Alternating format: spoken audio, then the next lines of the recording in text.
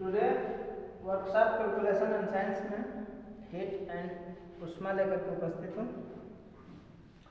ऊष्मा ऊष्मा ऊर्जा का ही एक रूप है। ऊष्मा क्या है? ऊर्जा का ही एक रूप है जिससे हमें गर्मी या ठंडी का अनुभव होता है। ऊष्मा ऊर्जा का ही एक रूप है जिसके द्वारा हमें गर्मी या ठंडी का अनुभव होता है। ठीक है। अब गर्मी या ठंडी का अनुभव कैसे होगा? या तो वस्तु को हम ऊष्मा दे रहे होते हैं या वस्तु से ऊष्मा ले रहे होते हैं। ठीक है। यानी कि ऊष्मा जो है उच्च ताप से हमेशा निम्न ताप की ओर क्या करती है? गमन करती है।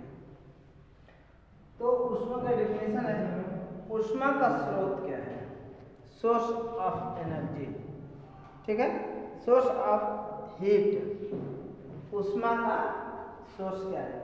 तो देखिए, ऊष्मा का सोर्स मतलब कि ऊष्मा हमें किस किस चीज से प्राप्त होती है। ठीक। तो ऊष्मा हमें कई रूपों से प्राप्त होती है। ऊष्मा बहुत सारे साधनों के द्वारा हमें क्या होती है? प्राप्त होती है। फर्स्ट ऑफ ऑल, जैसे मान लीजिए सूर्य से, विद्युत से, दहन से, घर्षण से, रासायनिक अभिक्रिया से और परमाणु ऊर्जा से हमें क्या होती है? ऊष्मा प्राप्त होती है। तो अगर कोई पूछेगा कि ऊष्मा के सोर्स क्या है, ऊष्मा के स्रोत क्या है, तो ऊष्मा के स्रोत निम्न है, या जिससे हमें ऊष्मा प्राप्त होगी हम उसे ऊष्मा का स्रोत बोलेंगे। जैसे मान लीजिए सूर्य के प्रकाश में हम खड़े रहें तो हमें ऊष्मा प्राप्त होती है। दहन प्रक्रिया से, यानी कि आग लगा देते हैं, कहीं पे आग जलाते हैं, वहाँ से हमें ऊष्मा क्या होती है? प्राप्त होती है। विद्युत घर्षण से, अगर हाथ को दोनों का आपस में मलते हैं तो घर्षण होता है जिससे हमें ऊष्मा मिलती है। रासायनिक अभिक्रिया से और परमाणु ऊर्जा से, न्यूक्लियर एनर्जी से। ऊष्मा के प्रभाव। ठीक है। तो ऊष्मा की क्या प्रभाव है? ये तो हम दैनिक प्रक्रिया में देखते हैं। ठीक है। तो किसी वस्तु पर ऊष्मा के निम्नलिखित प्रभाव हो सकते हैं, जैसे तापमान में बढ़ोतरी। ऊष्मा के प्रभाव क्या होंगे? उसके तापमान बढ़ जाएगा। अगर दूसरी चीज, उसके रेखीय प्रसार में गुणांक, क्षेत्रीय प्रसार में गुणांक, आयतन प्रसार में, आयतन प्रसार गुणांक में, यानी कि आयतन में प्रसार, उसके क्षेत्रफल में प्रसार। ठीक है। और उस रासायनिक अभिक्रिया, विद्युत प्रभाव, भौतिक प्रभाव इत्यादि प्रकार के ऊष्मा के क्या है? प्रभाव। अब आते हैं विशिष्ट ऊष्मा किसे कहते हैं। ठीक है। विशिष्ट ऊष्मा।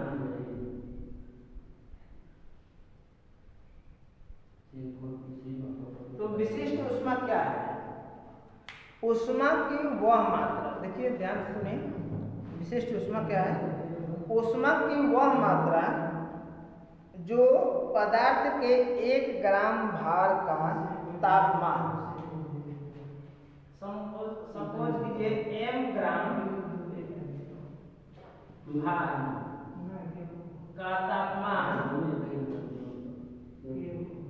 1°C, ठीक है, बढ़ाने के लिए आवश्यक होती है। ऊष्मा की वह मात्रा जो पदार्थ के 1 ग्राम भार का तापमान, सपोज कीजिए यहाँ पे है 1 ग्राम भार का तापमान 1°C बढ़ाने के लिए जो आवश्यक होती है, विशिष्ट ऊष्मा कहलाती है। या दूसरी भाषा में इसको लिख सकते हैं कि किसी वस्तु के m ग्राम मात्रा का तापक्रम 1°C बढ़ाने के लिए ऊष्मा की जितनी मात्रा खर्च होती है या जितनी आवश्यक होती है, उसे हम क्या बोलेंगे? विशिष्ट ऊष्मा बोलते हैं। तथा पानी के m ग्राम का तापक्रम 1°C बढ़ाने के लिए जितनी ऊष्मा की आवश्यकता होती है, उस दोनों के अनुपात को उस वस्तु की क्या बोलेंगे? विशिष्ट ऊष्मा कहते हैं। ठीक है। अब विशिष्ट ऊष्मा का इकाई क्या होता है? मात्रक जिसको बोलते हैं। मात्रक क्या होता है?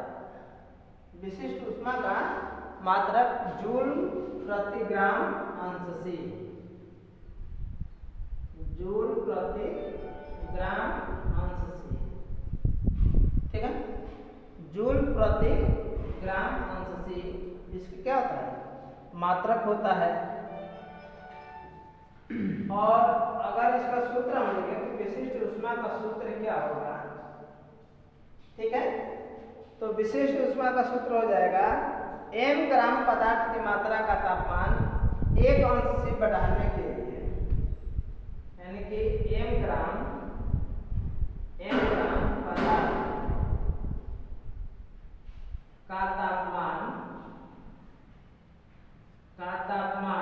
1 अंश से बढ़ाने के लिए जितनी ऊष्मा की आवश्यकता होगी बटा में m ग्राम पानी का, ठीक है ना, m ग्राम पानी का तापमान 1 अंश से बढ़ाने के लिए जितनी ऊष्मा की मात्रा की आवश्यकता होगी, इन दोनों के अनुपात को क्या बोलेंगे? विशिष्ट ऊष्मा बोलते हैं। यानी कि विशिष्ट ऊष्मा बराबर किसी पदार्थ के 1 ग्राम का तापमान 1 अंश से बढ़ाने के लिए जितनी ऊष्मा ली जाती है तथा पानी के 1 ग्राम तापमान बढ़ाने के लिए 1 अंश से में खर्च की गई ऊष्मा के अनुपात को क्या बोलेंगे? विशिष्ट ऊष्मा बोलेंगे। यह विशिष्ट ऊष्मा का सूत्र होता है। संवेद ऊष्मा किसे कहते हैं? दूसरे नंबर पे आता है संवेद ऊष्मा, ठीक है। तो संवेद ऊष्मा क्या कहलाती है? संवेद ऊष्मा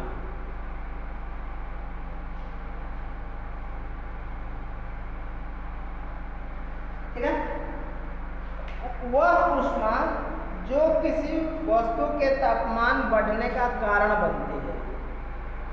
संवेद ऊष्मा क्या है? वह ऊष्मा जो किसी वस्तु के तापमान बढ़ने का कारण बनती है, संवेद ऊष्मा कहलाती है, ठीक है ना। वह ऊष्मा जो किसी वस्तु के तापमान बढ़ने का कारण बनती है, संवेद ऊष्मा कहलाती है। गुप्त ऊष्मा, विशिष्ट गुप्त ऊष्मा, विशिष्ट गुप्त ऊष्मा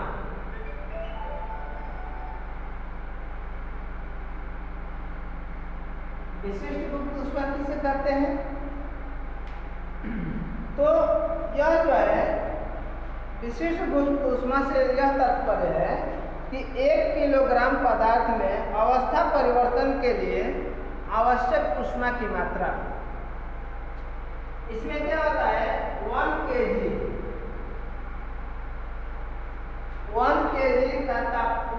पदार्थ की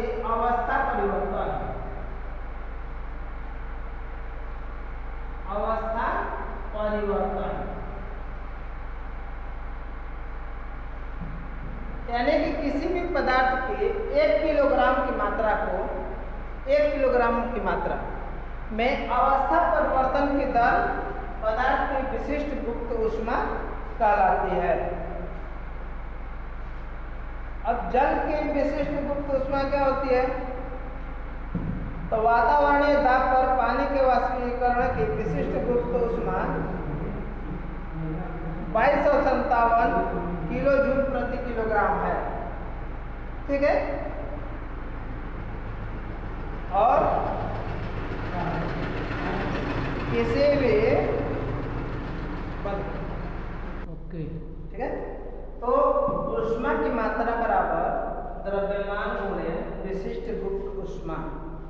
सूत्र है ऊष्मा की मात्रा बराबर द्रव्यमान गुणे विशिष्ट गुप्त ऊष्मा। अब देखिए, जैसे अगर कोई सवाल है, एक सवाल है कि 5 किलोग्राम बर्फ को, ठीक है, 5 kg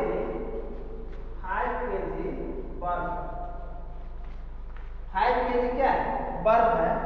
5 किलो बर्फ को 0 अंश C पर पिघलाने के लिए, कितने अंश पर? 0 अंश C पर पिघलने के लिए आवश्यक ऊष्मा की मात्रा की गणना कीजिए। देखिए बाहर से कोई ऊष्मा नहीं दी जा रही है, ठीक है। तो 5 kg बर्फ है और इसको 0 अंश C पे पिघलना है, ठीक है ना। 0 अंश C पे क्या करना है? पिघलना है। तो अब 0 अंश C पर कैसे पिघलेगा? इसमें से विशिष्ट गुप्त ऊष्मा क्या होगी? निकलेगी। कूलिंग के समय में कूलिंग डाउन जिसको बोलते हैं हम, कूलिंग डाउन क्या होता है? जब भाप पुनः जल में परिवर्तित होती है तब वाष्पीकरण की गुप्त ऊष्मा बाहर निकलती है। जब भाप पुनः जल में परिवर्तित होगा तब क्या होता है? उसमें से वाष्पीकरण की गुप्त ऊष्मा बाहर निकलती है, पहला नंबर। दूसरा नंबर क्या है? जब जल जो है बर्फ में परिवर्तित होता है तब संगलन की गुप्त ऊष्मा बाहर निकलती है। संगलन की गुप्त ऊष्मा क्या होती है? बाहर निकलती है। तो अब यहाँ पे क्या करेंगे कि अब 0 अंश C पर बर्फ को पिघलाएंगे तो जल बनेगा, तो संगलन की गुप्त ऊष्मा तो लगेगी। तो वही पूछ रहा है कि 5 किलोग्राम बर्फ को 0 अंश C पे पिघलाने के लिए कितनी ऊष्मा की आवश्यकता होगी? तो ऊष्मा की मात्रा बराबर द्रव्यमान गुणे विशिष्ट गुप्त ऊष्मा। तो द्रव्यमान कितना है? 5 किलोग्राम और जल के विशिष्ट गुप्त ऊष्मा कितनी होती है? 334 kg, 334 किलो जूल प्रति kg, ठीक। तो 5 गुणे ये पदार्थ की विशिष्ट गुप्त ऊष्मा है 334। अब इसका गुणा कर देंगे, 5 को 20 को 0 हासिल 2, 5 15 तो 17 को 7 हासिल 1, 5 15 1650 क्या? Kilo joule, 1650 kilo joule answer, ठीक है। यानी कि कहने का मतलब यह है कि 5 किलो बर्फ को 0 अंश C पे पिघलने के लिए कितनी ऊष्मा की आवश्यकता होती है? तो 5 किलो बर्फ को 0 अंश C पे पिघलने के लिए 5 गुणा 334 यानी 5 बर्फ का द्रव्यमान है और 334 क्या है? विशिष्ट गुप्त ऊष्मा है। तो विशिष्ट गुप्त ऊष्मा से हम क्या करें? गुणा करें। अब देखिए दूसरी चीज है कि ऊष्मा की मात्रा क्या होती है? तो ऊष्मा की मात्रा जो है किसी भी वस्तु के पदार्थ के द्रव्यमान, उससे ली गई ऊष्मा, उस पदार्थ की विशिष्ट ऊष्मा और तापमान के अंतर पर क्या करती है? निर्भर करती है। यानी कि ऊष्मा की मात्रा वस्तु का द्रव्यमान m, उसकी विशिष्ट ऊष्मा s और उससे ली गई या दी गई ऊष्मा, ठीक है ना। यानी कि डेल्टा T वो बराबर होता है T2 माइनस T1, ठीक है ना। T2 माइनस T1 का मतलब क्या होता है? तापांतर।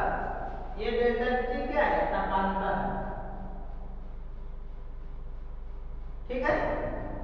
यानी कि ऊष्मा की मात्रा बराबर ms डेल्टा T, यानी कि पदार्थ का द्रव्यमान, उसकी विशिष्ट ऊष्मा और उसके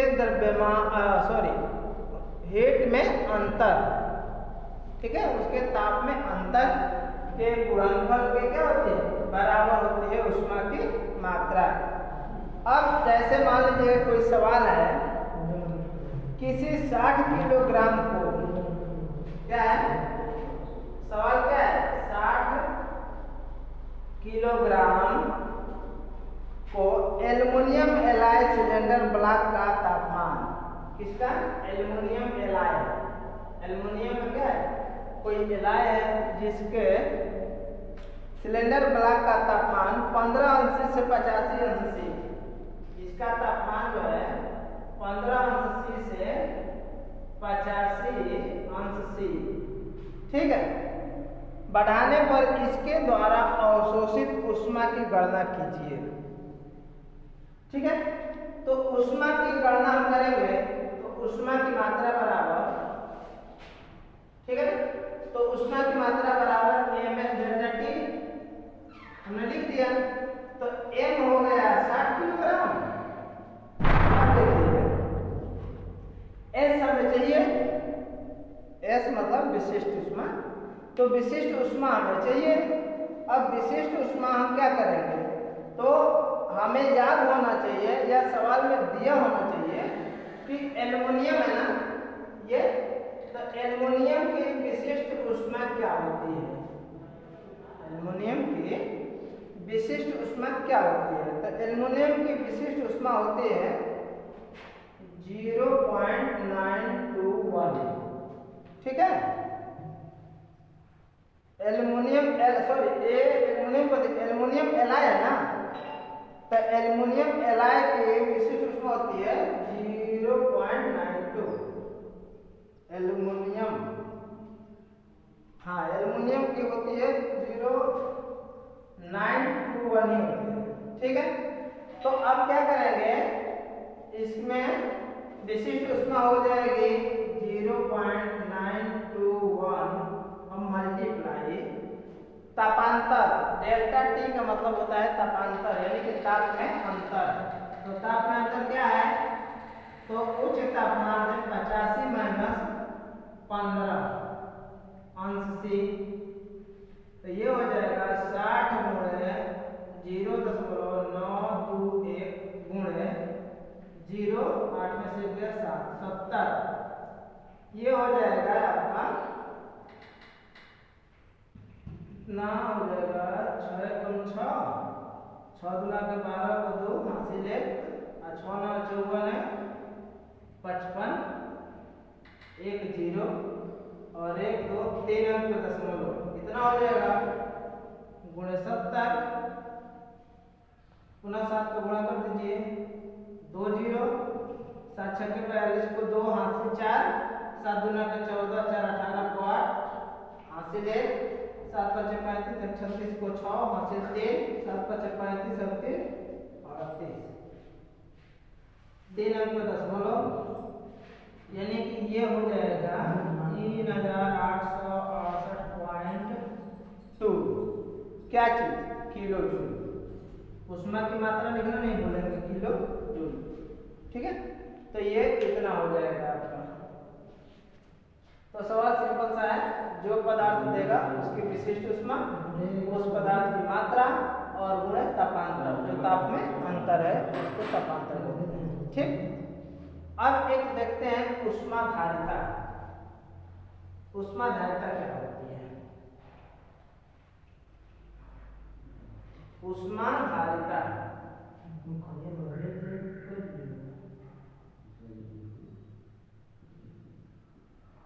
ठीक है। ऊष्माधारिता क्या कहलाती है, हीट कैपेसिटी। किसी पदार्थ का तापमान 1 अंश सी बढ़ाने के लिए जितनी ऊष्मा की आवश्यकता होती है उसे पदार्थ की ऊष्माधारिता कहते हैं। किसी पदार्थ का तापमान 1 अंश सी बढ़ाने के लिए, 1 अंश सी बढ़ाने के लिए जितनी ऊष्मा की आवश्यकता होती है उसे विशिष्ट ऊष्माधारिता कहते हैं, ठीक। अतः 1 ग्राम पदार्थ का तापमान 1 अंश सी बढ़ाने के लिए ऊष्मा की मात्रा, 1 ग्राम पदार्थ का तापमान 1 अंश सी बढ़ाने के लिए कितनी ऊष्मा की आवश्यकता होगी या कितनी ऊष्माधारिता की आवश्यकता होगी, ठीक है ना। तो ऊष्माधारिता, तो ये क्या हो जाएगा MS, M into S, calorie प्रति अंश सी, कैलोरी प्रति अंश सी, ठीक है। अब देखिए अगला है जल तुल्यांक। जल तुल्यांक क्या होता है?